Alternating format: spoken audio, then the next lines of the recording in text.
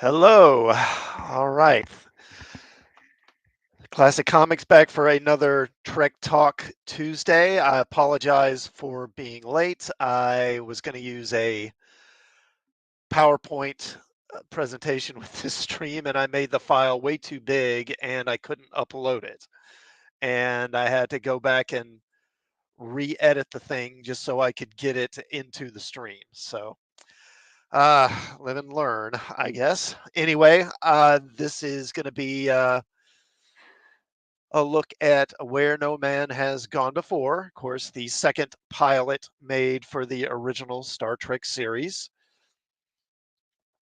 And of course, the big change that came with the second pilot after the cage was rejected was that Jeffrey Hunter was out and William Shatner was in, and number one was gone, and Dr. Boyce was replaced with Dr. Mark Piper. Now, I've actually got a copy of These Are the Voyages, season one by Mark Cushman. And who I didn't realize Mark Cushman is actually the guy who originally pitched the Star Trek Next Generation episode Sarek. That was him originally. And I think they didn't take his screenplay, but they did accept like the story idea or the pitch or something like that, which they then kind of reworked. And they talk, or Cushman talks in his book about Shatner and him originally coming onto the show. I was going to read a little bit of that before we get into the episode itself. So in 1965, um, this is in late May, there were three scripts that were being considered as possible pilot episodes for Star Trek. And these were Where No Man Has Gone Before, by Mark Can. No, that's not right. There was Where No Man Has Gone Before, and an episode titled The Women, which would eventually become Mud's Women after rewrites, and The Omega Glory. And I'm trying to think. So, Where No Man Has Gone Before was by a guy named Samuel Peoples, I believe is his name. And then The Women, I don't know who the original writer was, I'm not sure, but at this point, that episode was being handled by a guy named Candell.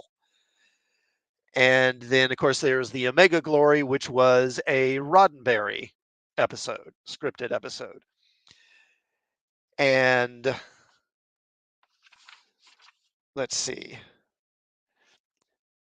Now, in late May, as the three assignments were being reworked, it was decided that the new captain of the Enterprise would be named Kirk.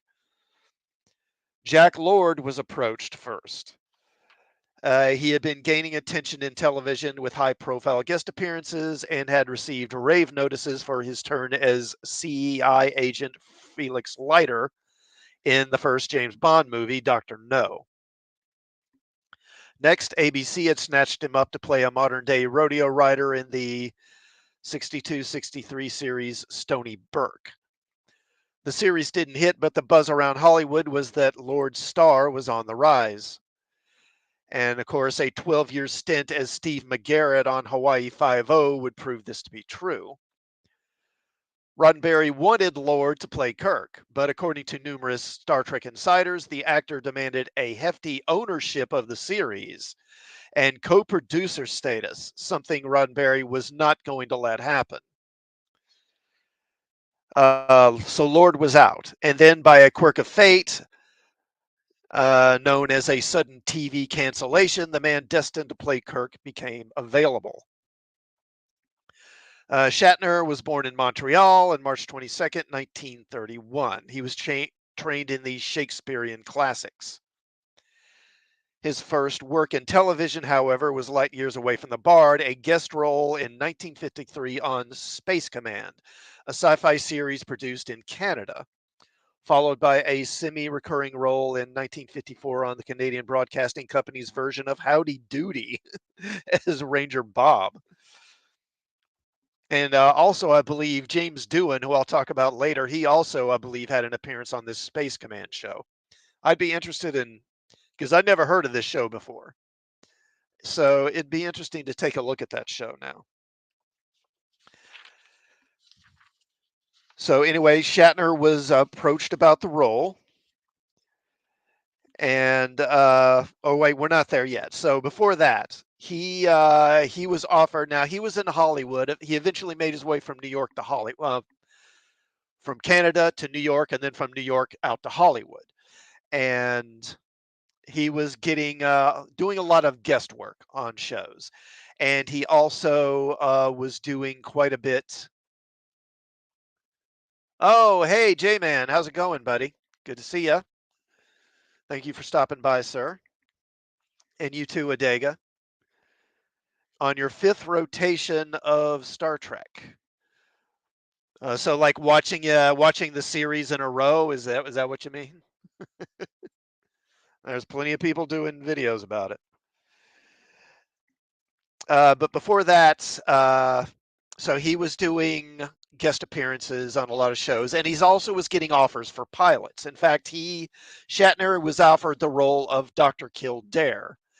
If you may know, if you're older, you will. Dr. Kildare was a medical drama that aired in the '60s, and Shatner was offered that part, and he turned it down, and it then went to Richard Chamberlain. Now, after that, he subsequently was offered a pilot. Oh, I see. We rotate all Star Trek over and over. I've seen DS9 like 6 times. So you mean just not watching it like for videos or anything, just watching it at home on a regular basis? Okay. And Shatner was offered a role on a legal drama called For the People. And they actually have some reviews for it here. So, uh, For the People was another law drama by the producer of The Defenders with a district attorney as the protagonist.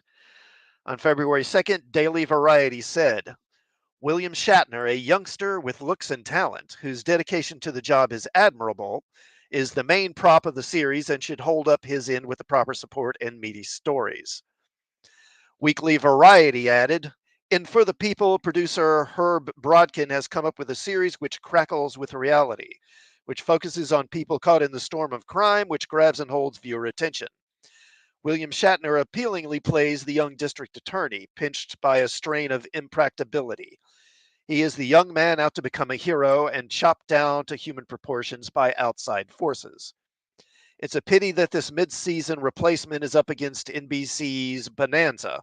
Judging from the preempt, it deserves a better chance to vie in the network's sun. So yeah, they put it in a rough time slot. It was up against Bonanza, which was just like a juggernaut at the time. And so the series got canceled just as they were starting to look around for an actor to play Kirk.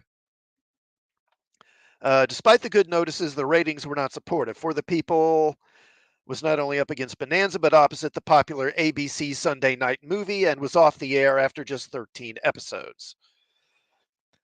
Once again, Roddenberry's bad fortune trying to shoot a pilot while the entire TV industry was already in production for the coming fall turned out to be good timing. Within days of losing his first series, his agency called Shatner with news that he was wanted for the lead in a science fiction pilot. Being a sci-fi enthusiast, Shatner was happy to meet with Roddenberry, who arranged for his screening of The Cage. Shatner later said, I remembered as I watched it, I was impressed by a number of things. I was impressed by a number of things. The Green Girl and Leonard and Major Barrett as number one. I thought it was extremely innovative and extremely inventive.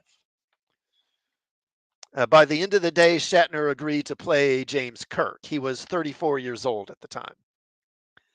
And then they have an interesting comment from casting director Joe DaGosta, who said, quote, as an actor, Bill was of a higher echelon, and hiring him was a real coup.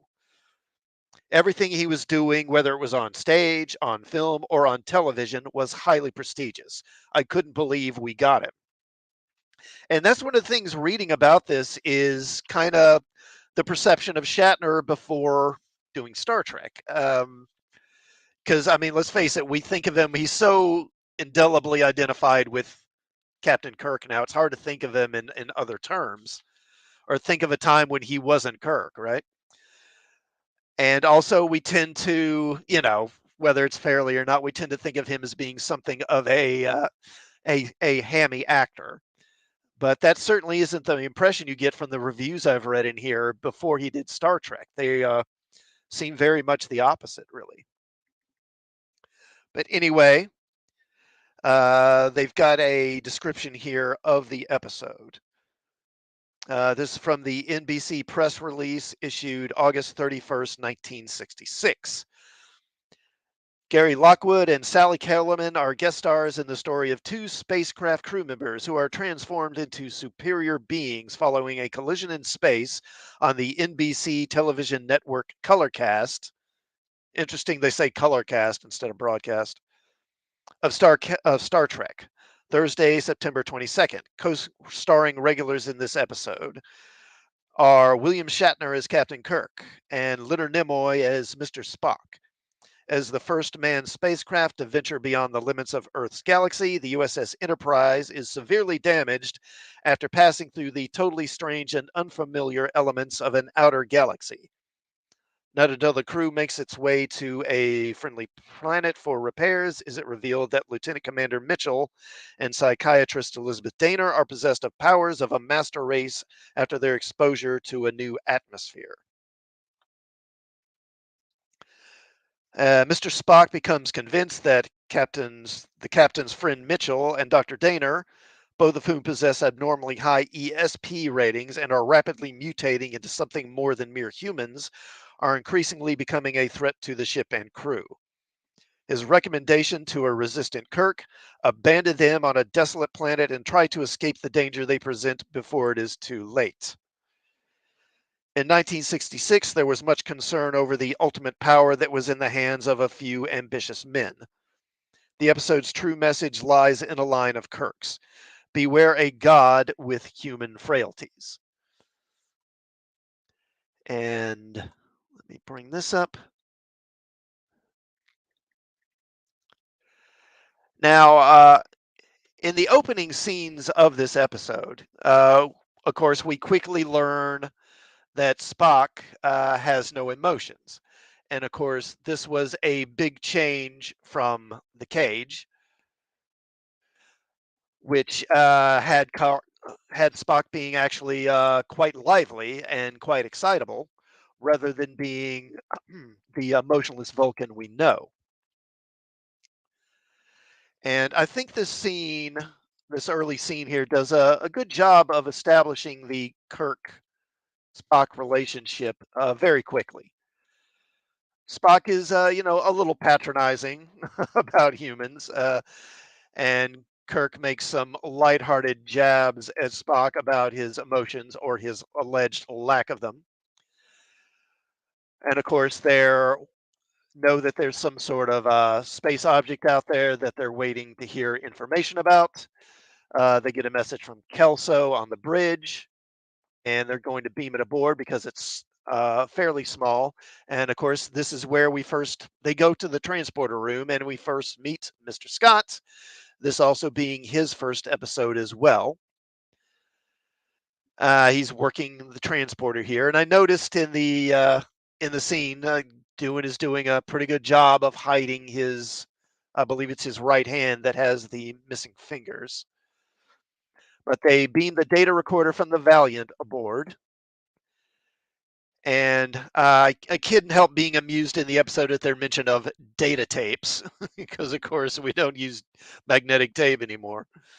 Kirk then calls a red alert, not for any real clear reason, but he does it anyway. Let's see, then we have some shots of them moving through the ship. Now, I really found this interesting, this overhead shot here of them waiting for the elevator, and I'm pretty sure we never see another shot like this in the entire series, looking, from the ceiling down, kind of, I guess it's a dolly shot. And it's too bad they didn't do more of that, but probably on a weekly series, they just didn't have time for a lot of clever camera setups and stuff like that. They probably just really didn't have time for it. And of course, the Enterprise sets would go through a bit of redressing after this, I think. We get on the bridge. We meet Gary Mitchell, played by Gary Lockwood, and of course, he would go on to play astronaut. Where is he? There he is. Astronaut Frank Poole in 2001: A Space Odyssey. In fact, reading in Cushman's book, he actually had already been hired for the role of Poole in 2001 before he was offered this role on Star Trek. And he initially turned down the role of Gary Mitchell because of that, because he said, um, Roddenberry, of course, he had worked with Roddenberry on The Lieutenant, the show Roddenberry had done prior, the military drama. And he wanted Mitchell to play, or wanted Lockwood to play Mitchell. And Lockwood said, I'm sorry, I can't do it. I got to do this movie coming up.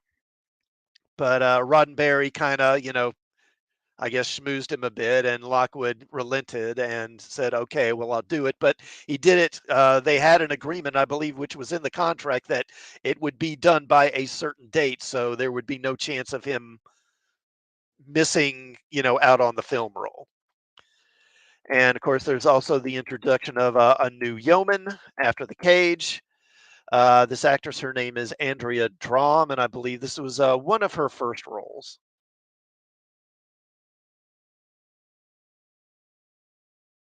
Kirk and Spock seem to have a more relaxed and less formal relationship than Spock had with Pike. There seems to be more of a camaraderie between them. And of course, we also meet Paul Kelso, played by Mark Carr. And of course, he would not be sticking around for very long. And then we bring in several department heads, including, of course, Scotty and Dr. Piper, played by actor Paul Fix. And this is where we first meet Sulu, played by George Takei, of course. Although here he's, I believe, supposed to be an astrophysicist or some other sort of scientist rather than a helmsman. And we also meet Dr. Daner, played by Sally Kellerman. Kellerman, of course, probably best known for her role as Margaret Houlihan in the film version of MASH, although she has done a lot of other films and TV over the years. Daner is the ship's psychiatrist, and I guess sort of an early version of a ship's counselor when you get right down to it. And also on the bridge, where is he there? If you can see him in the background there, that is Lieutenant Alden, played by an actor named Lloyd Haynes. He, of course, would not be coming back after this. Apparently, Roddenberry had kind of initially planned that he would have a bigger role maybe in the future. But after this, of course, they did some reshuffling of the cast, so he would not stick around.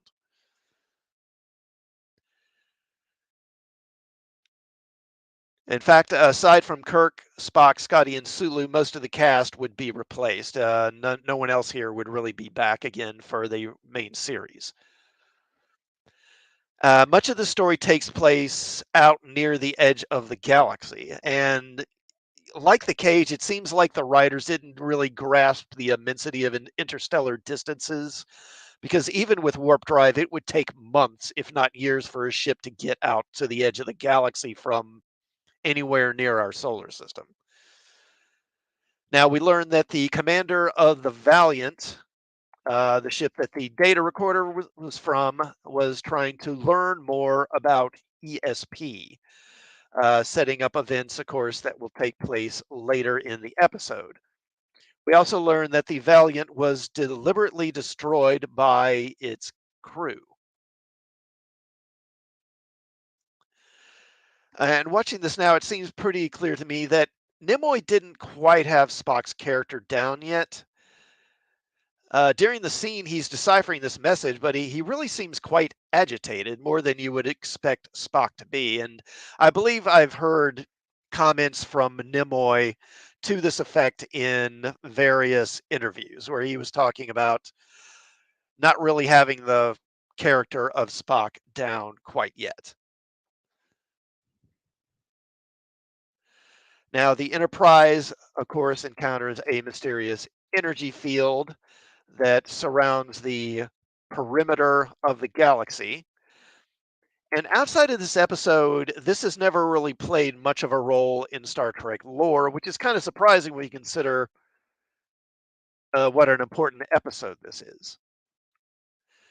Now, Mitchell and Dr. Daner, who are two crew members with high ESPER ratings, wind up being affected affected by this energy field. And of course, the special effects shots we're seeing here, these are redone from the original shots.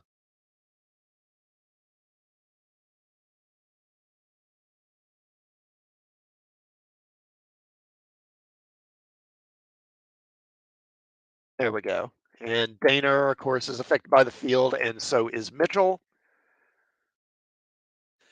And Daner seems to be simply stunned. Of course, they leave the field first and get back and turn back. But Mitchell himself appears to be altered by his encounter with the barrier, as demonstrated by his eyes, which turn a metallic silver color. And I'll talk about the contact lenses and, of course, the issues that Lockwood had with them after I talk about the episode. Spock reviews. Oh, hold on. I'm sorry. I need to remove this. Bring this in. Here we go.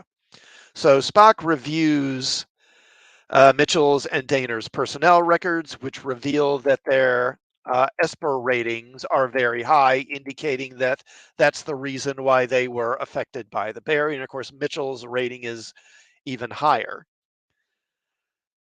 And Spock really wastes no time here, suggesting that Mitchell is a threat due to his ESP rating. Which is odd because I mean it's not like Mitchell has shown anything indicating he's dangerous at this point.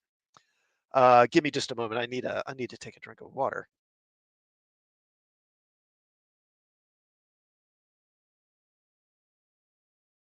Okay. Now Kirk visits Mitchell in the infirmary, and here we get an interesting exchange between them. Mitchell starts reminiscing about their days at the academy, and he mentions a blonde lab technician who he set Kirk up with at one point. And Kirk didn't know that. And Kirk is incredulous when he hears about this, mentioning that he had almost married that girl. And I think that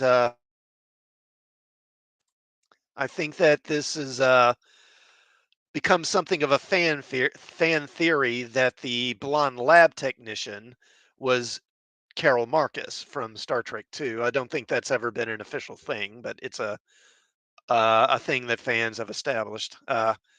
Head canon, I guess you'd say. And Mitchell starts reading through the computer files at an accelerated pace, showing that his mental abilities are starting to grow. Daner comes. Oh yeah, and I love this scene. Kirk is watching Mitchell closely as he's flipping through all these files, reading them like in seconds. And at one point, he stops and he stares right at the camera. And I remember when I was a kid, and I saw this. You thought that too, Adega? Yeah. Yeah, I think, and it works. You know, that's the thing is, it works quite well. Actually, it makes total sense. But I remember when I was a kid and I saw this episode for the first time. I remember this scene when Mitchell turns and stares at the camera. I remember that freaked me out as a kid. I know it's kind of a cliche to say I had chills, but I did have chills. I think when I saw this scene, I was probably I don't know. I was probably 8, maybe 9. All right. Now, uh, Daner comes to see Mitchell in sickbay, and he manipulates his vital signs, increasing them and even then seeming to drop dead briefly before reviving, seemingly at will. And he seems quite amused by the whole thing. And One thing, and I mentioned in the last episode how much that episode depended upon, and I'm talking about the cage, on Susan Oliver and her performance in that episode. She really, to a large extent, makes that episode work.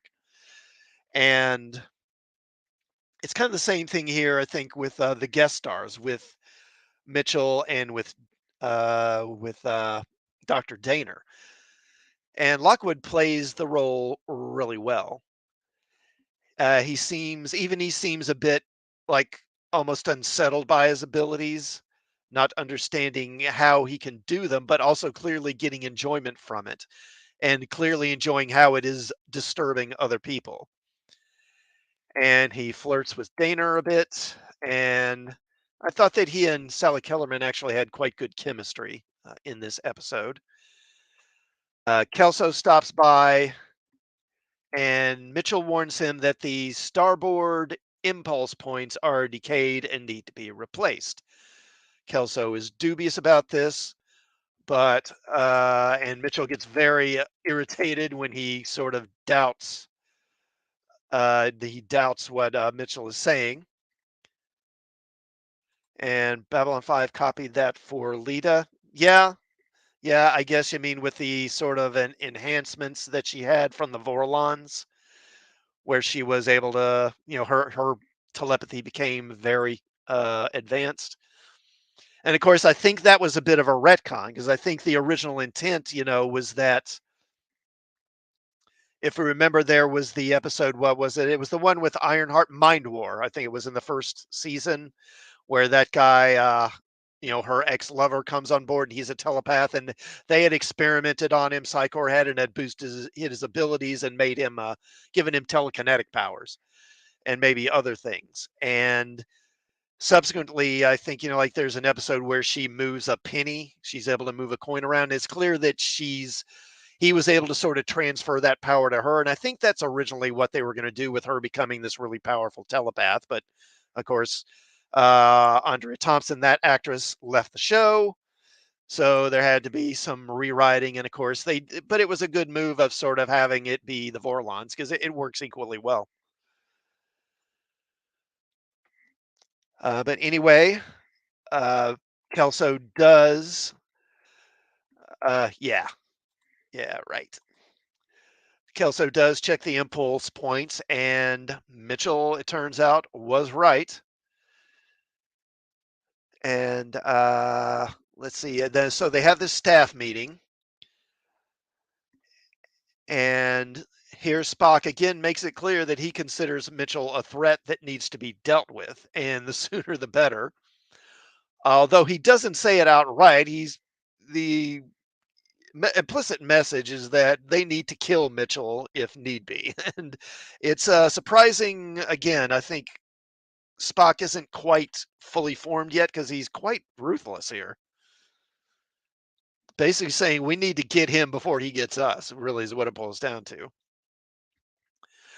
Scotty mentions ship's instruments fluctuating for seemingly no reason, and Spock speculates that Mitchell is behind it. Kirk asks Daner if Mitchell has shown such abilities, and she does sort of reluctantly admit, well, yeah, he has been moving objects around with his mind.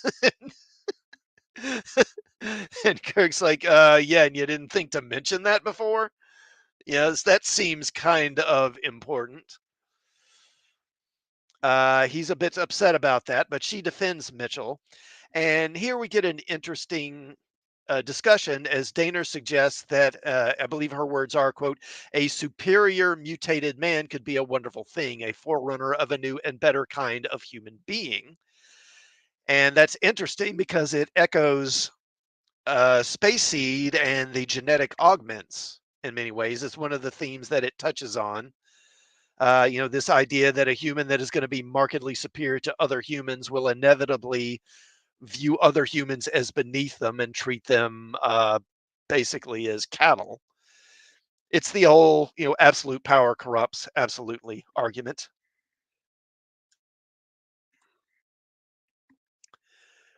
In many ways, it seems similar to the superior power breeds superior ambition line used to describe the genetic supermen. And one thing I noticed is that the Delta badges they have on their uniforms. So the command uniforms have the star-like symbol on them, which stays the same when the uniforms change to the main series. But the symbols that the science and operations or engineering or whatever you want to call them, the symbols on their uniforms, on their badges, on their deltas actually switch. I don't know if you can see it well here, but that symbol that Dr. Piper has or that Sulu has, that winds up moving over to engineering and becoming the engineering symbol, while the symbol that Scotty has winds up becoming the sciences and medical.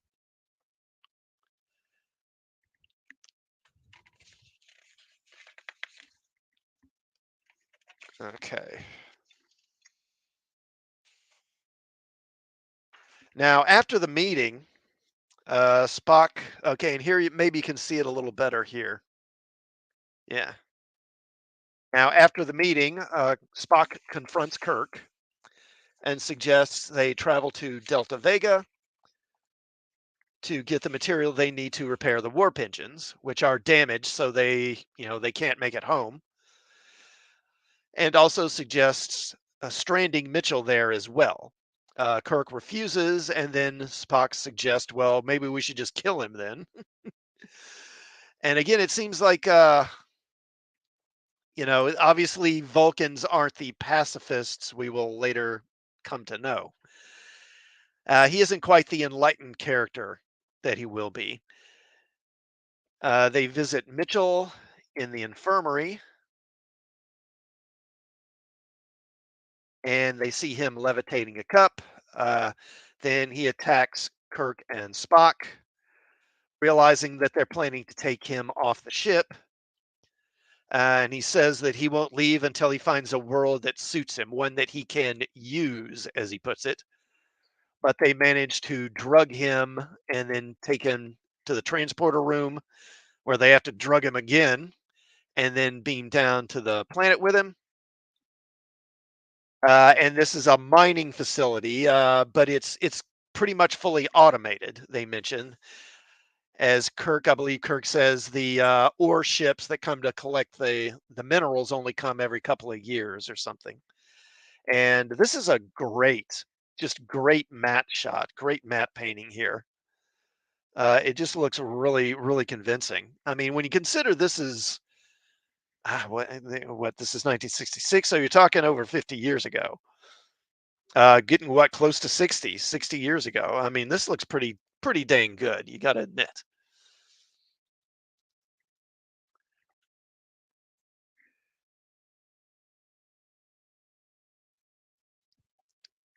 Now, Kirk here he requests that Kelso set up a self-destruct switch to blow up the whole mining facility, and of course anyone in it. Mitchell, presumably. Then we see that they've imprisoned Mitchell in a holding cell. Although I have to ask, if the facility is fully automated, then why do they have a holding cell? What is that there for? Okay, sure. I mean, there shouldn't be anyone there to put in it, and no one there to keep an eye on them. Mitchell taunts Kirk and he tries to escape from the cell. Yeah, your favorite painting from the original? Um, I don't know. I mean, the one in the cage, that palace on Rigel, that's of course a gorgeous match shot as well. And it's so well known, of course, because it was always in the credits. That might be the favorite of a lot of people. But yeah, that's that shot in this episode. It's wonderfully done. It's really really good. Where am I here? Yeah, so Mitchell taunts Kirk, tries to escape. His contact with the force field, though, seems to drain his powers for a few moments, but then it quickly returns. And this guy here, if you see him in the background here, I forget the guy's name. I'll talk about him later too. But he was actually Shatner's stand-in for a lot of lighting shots and stuff like that. And he also would continue on to the regular series and he would, he'd be a background character in a lot of scenes. Again, one of the few people who would actually carry on to the main series. And of course, Lockwood famously found the contact lenses very uncomfortable to wear, and they hampered his vision. He said he basically was blind; he couldn't really see anything. And I believe contacts were still pretty much made of glass at this point. I think. I don't know. They may have been plastic. I'm not sure, but they were certainly hard contact lenses. They weren't like the soft, flexible ones they have today. Now, Kirk mentions the destruct switch that Kelso has set up, and Mitchell then, with his mind, reaches out and he kills Mitchell, strangling him with a power cable. So they were glass? Okay. Yeah, I figured they were probably glass at that point. Wasn't sure. And I'll talk, one of the things I'll talk about is how they wound up making those contact lenses, how they got made. Let's see. And of course, after killing Kelso, Mitchell says, "You should have killed me when you had the chance." He stuns Kirk and Spock, then brings down the force field that's keeping him trapped. And then we learn that Daner has transformed as well. And let me remove that. There we go.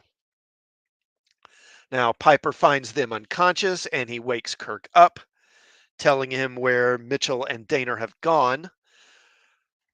Kirk orders Piper and Spock to beam up, and then he pursues them. Mitchell revels in his power, transforming this area from a barren landscape into this kind of garden, and is pretty much openly referring to himself as a god at this point. Kirk finds them, and he eventually confronts Mitchell. The laser gun, or laser rifle in this case, has no effect. I don't think they were calling them phasers yet at this point. Mitchell then, of course, creates the grave for Kirk, complete with the headstone, which is engraved James R. Kirk, infamously. And then they get into let's see. Well, first he forces Kirk to his knees, orders him to pray to him. Then Daner zaps him, zaps Mitchell. They zap each other, and again that leaves Mitchell somewhat drained of his power. Then we get a big dust up brawl between Mitchell and Kirk. Uh,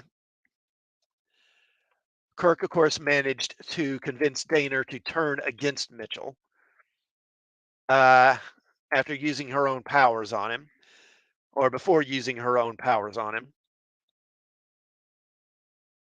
Cage was originally rejected in part because there wasn't enough action to satisfy the network. And of course, here we see a big difference between the Cage in this episode, as this is a pretty, pretty vicious fight, as they just beat the crap out of each other for about a 5 minutes of action sequence. Kirk has the opportunity to kill Mitchell, but of course he hesitates. Then Mitchell's power returns,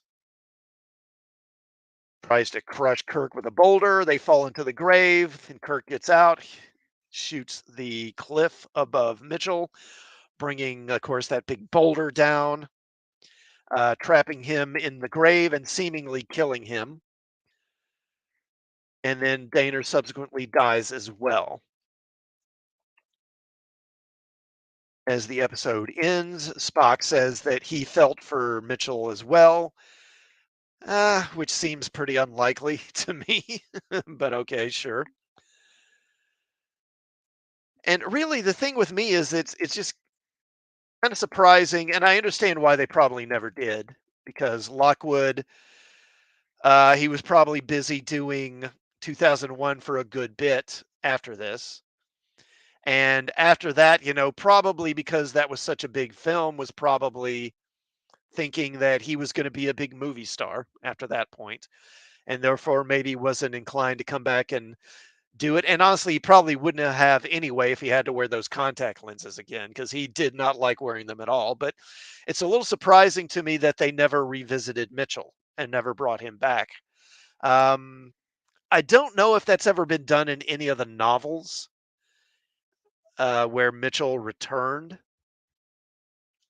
It would be interesting to know if that happened. And also, I should mention in the final fight with Kirk, see if I can find, yeah. So in the final fight here, Gary Lockwood's stunt double for this scene, and I don't know if I have any shots of the double because, again, I had to cut some slides out to get the file size down. But Lockwood's double was Hal Needham, who would later go on to be one of the top stuntmen in Hollywood. And in the 70s, of course, he would start directing action films, most notably Smokey and the Bandit, among others. And actually, in the 70s, those of who are older who may watch the stream may remember, of course, how Needham in like the mid to late 70s, he got his own action figure. He, he actually had an action figure, believe it or not. And again, I do think that it is a very satisfying, and it is in some significant ways, I think, better than the cage. It is definitely more entertaining and more of a crowd pleaser, I guess you would say. It's not maybe quite as, of course, thoughtful as the cage is, but I don't think that makes it necessarily lesser in any way.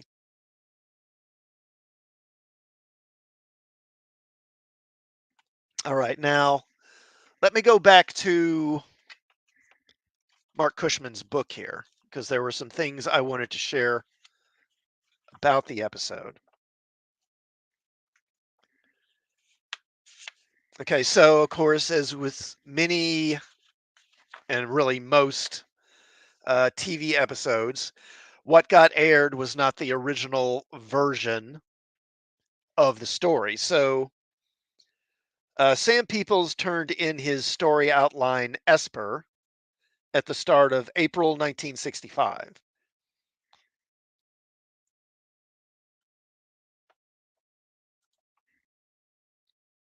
Yeah, yeah, I do think he was a better actor than Hunter. Hunter, and I don't pretend to have watched a lot of stuff with him, honestly, but I do think he was a little more limited in terms of range. And they talk about that in the book. I don't know if I included that quote, but there are a number of quotes where they talk about how much better an actor than Hunter they thought Shatner was.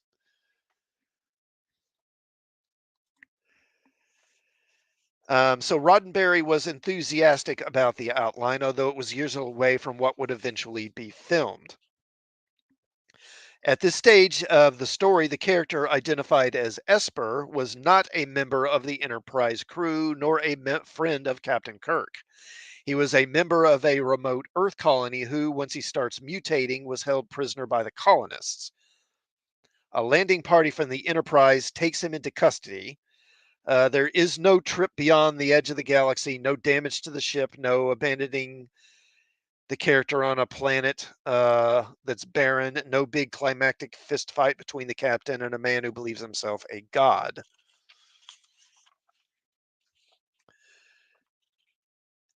Now, of course, there were a number of drafts, and in one of these drafts, it was during this point that they first introduced the notion of the captain's log.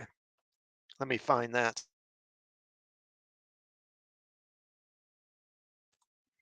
Okay, so Herb Solo took credit for a change in the next draft. The idea of the captain's log. Having read Gulliver's Travels in college, Solo admired how the fantastic storytelling was documented as if in a journal.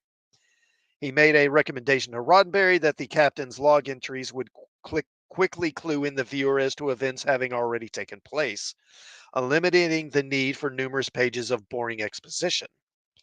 Solo remembered kicking the idea around with Roddenberry, who then accepted the concept. Sam People said Roddenberry brought the idea to him with no mention of Solo's contribution. He recalled that GR dropped by his house for a few drinks, after which they discussed the concept of the captain's log entry serving as a mechanism to advance and accelerate the narrative for each story. Okay, other differences that would come through in revision.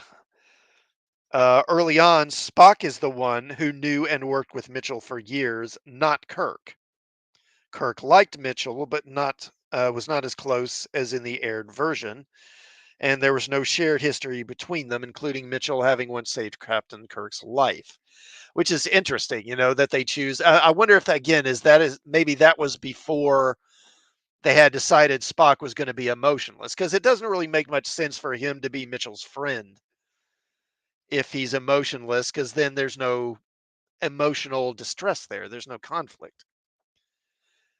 There's no decision as to whether or not to maroon Mitchell on Delta Vega, nor is there even a mention of Delta Vega.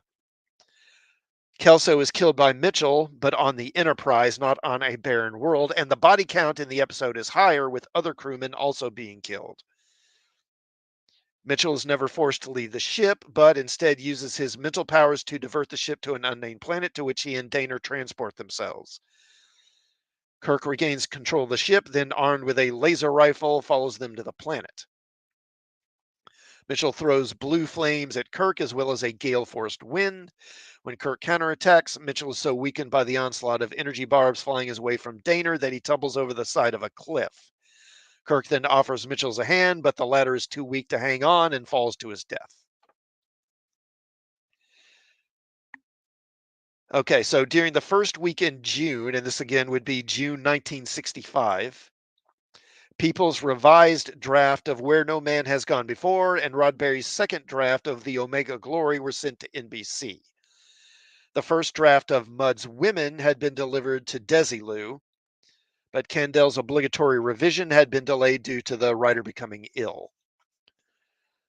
Solo didn't want to wait. He had read the first try at Mudd's Women, and while he found it to be well written and fun, he felt it was completely wrong as a potential pilot. He also believed the Omega Glory was a poor contender, later saying that the script wasn't very good. And I've read a few chapters of this where These Are the Voyages book, and that's something that comes up repeatedly, is that Solo was not a fan of the Omega Glory. He did not think it was a good episode at all. And again, this was one of the first episodes written. And of course, I'm sure Roddenberry very much would have wanted it to be used as one of the very first episodes. But I believe Omega Glory isn't until what, the second season, I believe, isn't it? I think it's early in the second season. I guess I guess Solo couldn't put Roddenberry off any longer.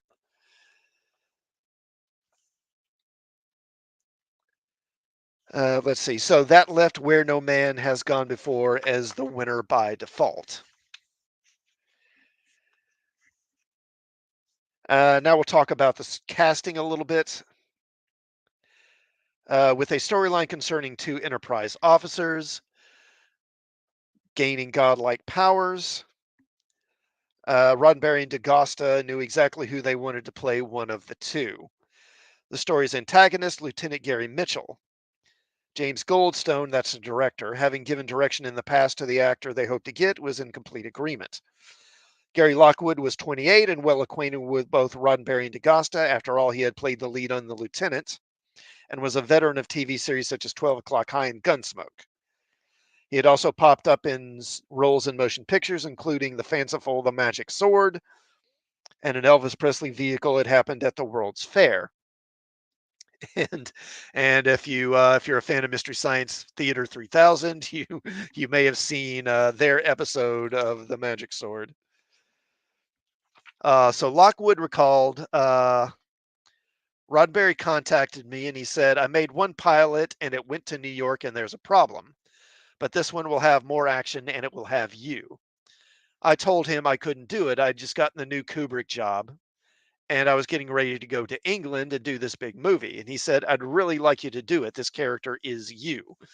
which is an interesting thing to say to a guy when the character is basically like this megalomaniacal lunatic. But hey, and he had been good to me, so I said yes. Sally Kellerman, hired to play Dr. Daner, was also 28. She had been working regularly in television with guest spots on dozens of series. And of course, she would get nominated for an Oscar for her role as Hot Lips Houlihan in MASH for the ship's doctor. Now, Roddenberry again suggested DeForest Kelley. He had suggested DeForest Kelley originally for the cage, but the director had talked him out of it. And once again, the director talked him out of it, DeForest Kelley again, and the role would go to actor Paul Fix, who, of course, would not stick around and make the regular series. Paul Carr would play Lee Kelso, the ship's helmsman. He, of course, would also not stick around. Andrea Drom would play Yeoman Smith. And Lloyd Haynes, 31, an African American making his television debut, played communications officer Lieutenant Alden. He was present on the bridge, but little more. Roddenberry expected the character could become worthy of attention if and when there was a series. For now, though, Haynes had a couple of lines and a half dozen reaction shots. Rounding out the cast, Roddenberry and Peoples had written in two new characters, both having the potential of becoming recurring roles. One was the ship's engineer. James Doohan, 35, with over 100 TV and film credits, first journeyed into science fiction in 1952 for an episode of Tales of Tomorrow. And I'm guessing that was a Canadian show, probably. In 1953, Doohan spent a TV season playing Phil Mitchell on a cheapy syndicated serial called Space Command. Again, that same show that Shatner appeared on. And made appearances on The Twilight Zone, Outer Limits, and 2 episodes of Voyage to the Bottom of the Sea. It was Goldstone, the director's, idea to bring in Doohan for a reading. I was asked to come and read one Saturday morning, Doohan said in 1968 for fanzine Inside Star Trek. I had met the director and the director of the pilot about 10 days before I had done some accents for him. I didn't get that job, but he wanted me to read for the Star Trek people. So I sat down there and did about 5 or 6 different accents. Doohan recalled how Roddenberry asked him which accent he thought best fit the part of the engineer.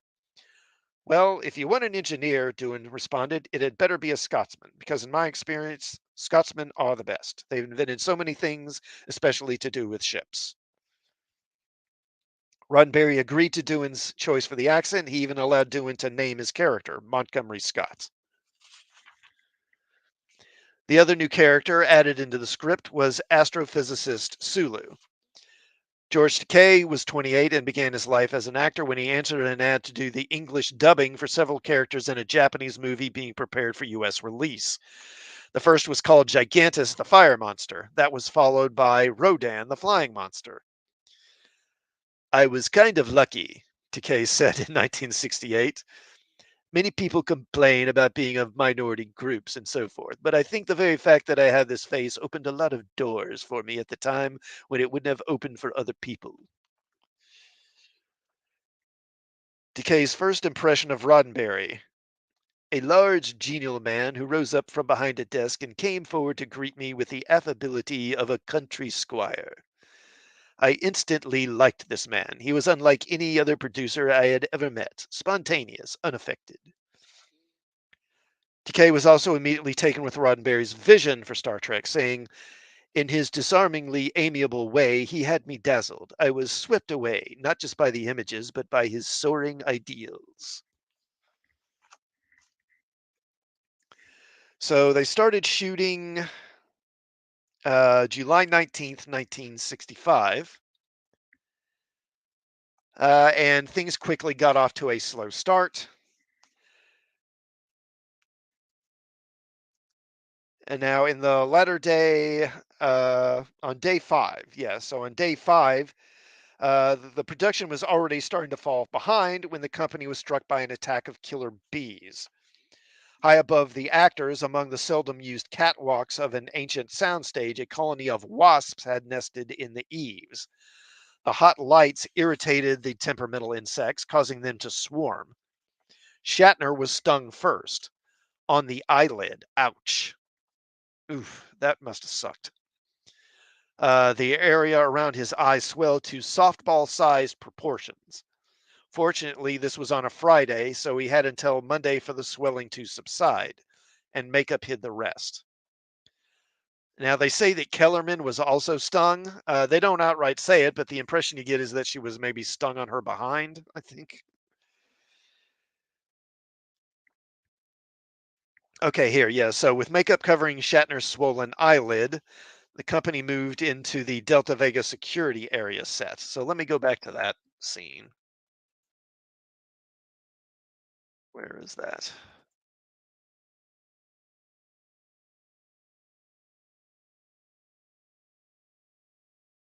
Oh, okay, it's the wrong one. Hold on. Move that. Let me bring that. Go back.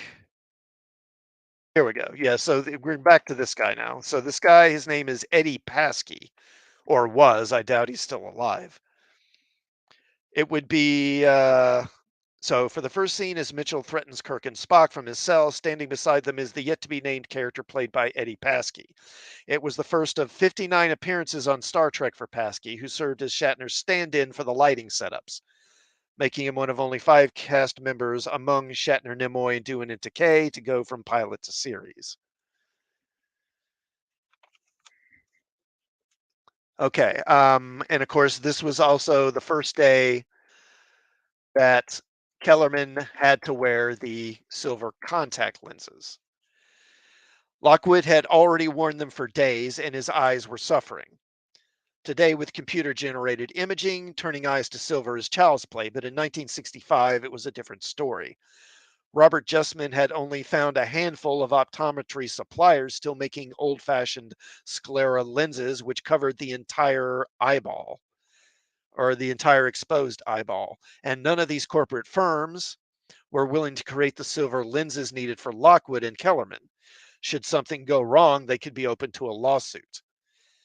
However, one of the contacts lens makers did give Justman the name of a competitor, an independent lens maker who was cantankerous enough to consider the job. Justman remembered John Roberts as a gruff old school pro who liked challenge. Robert's solution was to crumple tinfoil and laminate it between 2 lenses.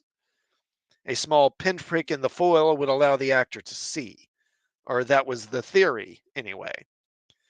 The lenses were very thick. Keeping them in the eyes for long amounts of time caused heat to build up, creating immense discomfort for the person wearing them.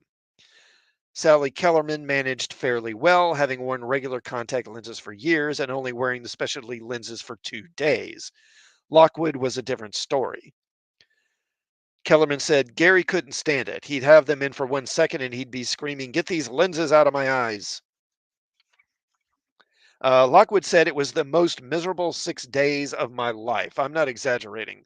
I couldn't wear those lenses very long. After 5 or 6 minutes, I'd say, "You have to get them out." And I'm kind of a tough cowboy guy, but my eyes became so irritated after a period of time, it was the worst. Beyond the discomfort, the lenses were hard to see through, Lockwood admitted. I was also a little embarrassed because I never saw any of what we were doing. I mean, I had those eye lenses in, and I was just doing everything by rote. And I thought, how is this going to come across? A widely shared bit of Star Trek lore claims that Lockwood could only see who was standing in front of him by tilting his head back and looking down his nose, and that his pose inadvertently added to the godlike presence of the character. And like a lot of bits of Star Trek lore, it turns out that this is not true. It did add to the character, but Lockwood told this author it had nothing to do with the lenses. Tilting my head was a selection that I made to show arrogance, he said. I think, or think about it. You want to show arrogance, you don't bow your head, you raise your head up. There's certain things a human being recognizes in other human beings that influences what we think of him. That posture implies a sense of superiority. Okay, so then they got down to the doing the climactic fight between Kirk and Mitchell. Uh, And again, as I mentioned, stuntman Hall Needham stood in for Lockwood during the elaborate punches, falls, and throws. And stuntman Paul Baxley, who worked often for Star Trek, would do the same for Shatner.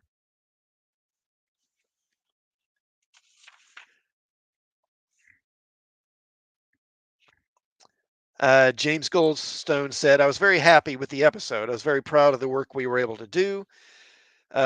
We being Gene, especially Bob Justman and the main actors who later became the main stars. It was a very collaborative effort. Goldstone also gave mention to Matt Jeffries and Bill Theiss, saying the whole look of the picture was really designed by Matt Jeffries. The costuming concept, we brought Theiss in, and the whole velour look was the thing that just happened to start that week. You didn't see shadows on it, you couldn't see wrinkles in it, and it had a sense of ease, comfort, and practicality. Gary Lockwood was less sure they had hit the bullseye when he finished filming. He said, look, you come to work and this is a scene where you become godlike. There isn't any manual on that. I mean, there's in some book. How does one play a god? And I remember at the time being a little embarrassed, thinking, how is this going to be, me becoming this kind of weird god? I couldn't see it, literally. I was acting in the dark.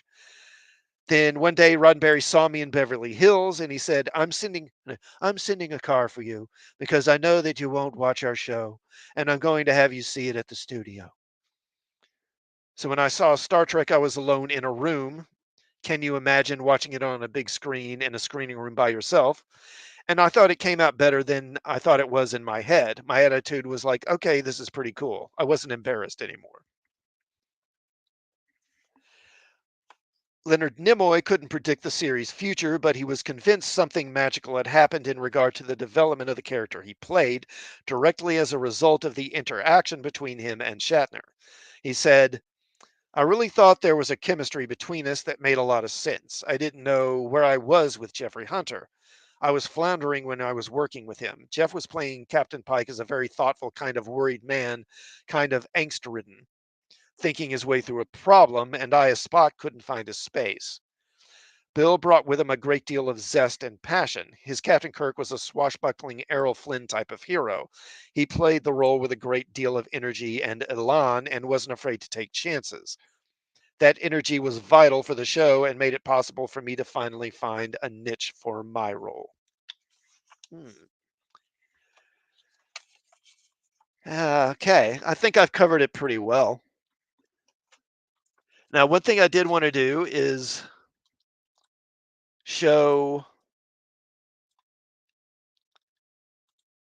if I can, let me see, one of the early commercials for the show. Let me bring that up.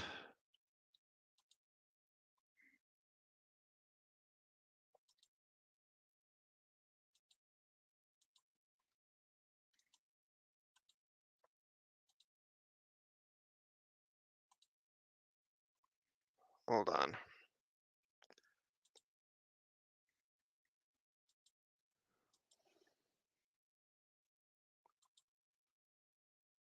Well, can I not?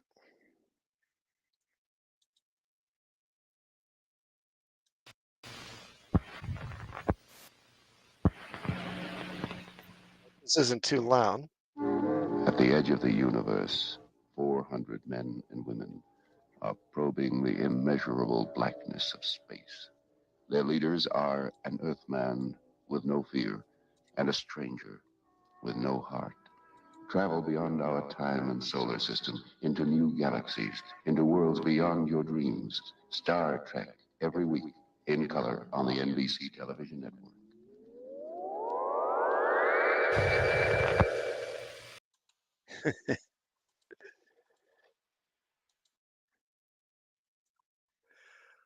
All right. Well, I think I will go ahead and wrap this stream up here. It's been a little over an hour. Yeah, 60s commercial for sure. Um, actually, I was tempted. I was looking for Star Trek commercials. Doing a search on YouTube for Star Trek commercials at Dega, and I wound up actually coming across several old commercials that Shatner did for various products, and I was tempted to show some of those. I might show some of those down the line somewhere. Some of them are pretty they're interesting to watch for sure.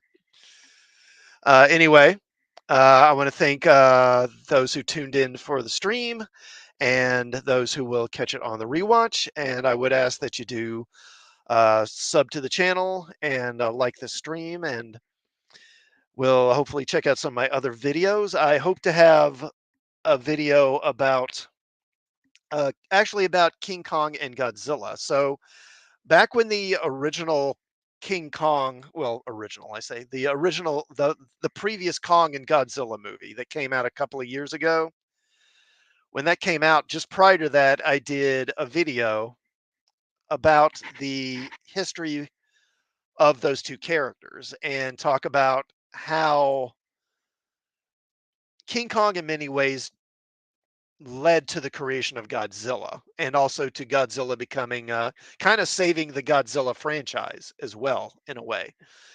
And I actually am very proud of the video. I think it's one of my better ones, but it never really did get much in the way of views. But with this new Godzilla Kong movie coming out, I think I'm going to do a re-upload on that video probably here later this week. I may edit it a bit and make some changes. So that should be coming out, and I will probably also do a live stream this Sunday evening. And yeah, I guess I will go ahead and wrap it up here. Thanks for tuning in, folks. Thanks for showing up at Dega. Always appreciate it, sir. And everyone, have a good evening.